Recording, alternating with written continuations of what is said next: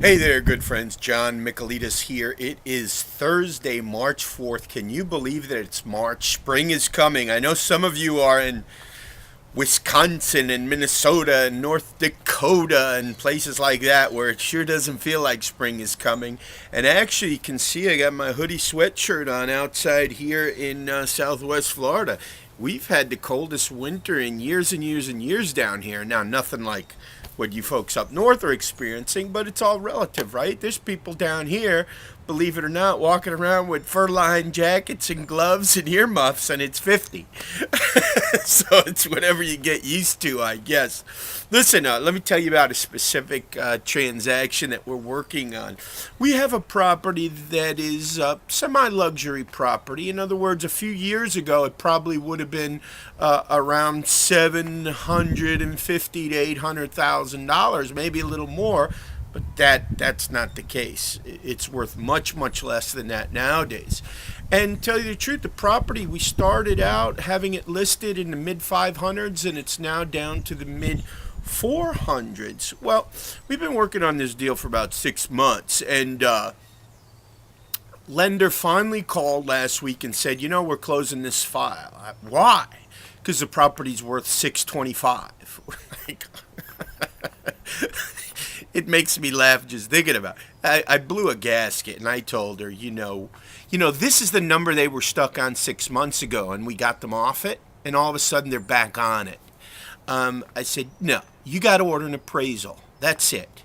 This property has been listed active continuously. It's now down in the mid 400s. If it's worth 625 and we're listed in the mid 400s, where are all the buyers flocking for this tremendous deal? You're obviously wrong in your valuation. It's worth even less than the mid 400s if it's still sitting active without an offer. So anyway, they agreed because it makes sense. I mean, no one's lying to anyone. No one's pulling anyone's leg or pulling a fast one. It's the truth. So they finally they ordered an appraisal, and it happened today at 2 o'clock. So we'll see what the number comes out to be. But there's just an example where, if the bank is out of its mind, sometimes you've got to save them from themselves if you can.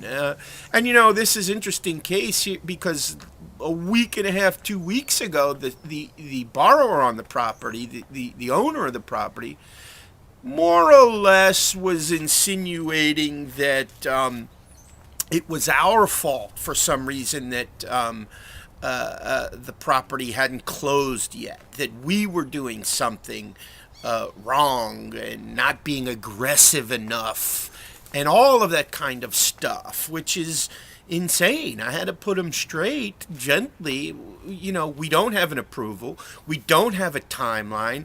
The lender still thinks it's worth 625. How in the world are we Oh, and by the way, we've had 60 showings on this property.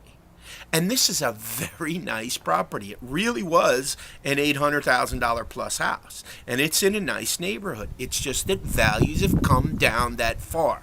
The reason why this property is not closed yet, bank won't approve it as of yet, but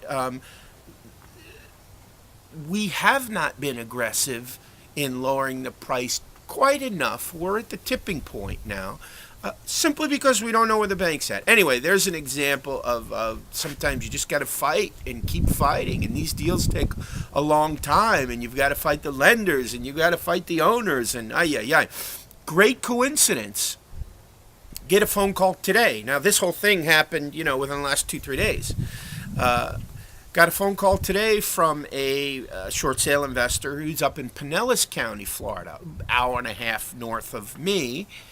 Different market, who said, hey John, I've got this pretty big deal and I don't want to do a straight BPO. Do you have an appraiser? Now, what a coincidence, right?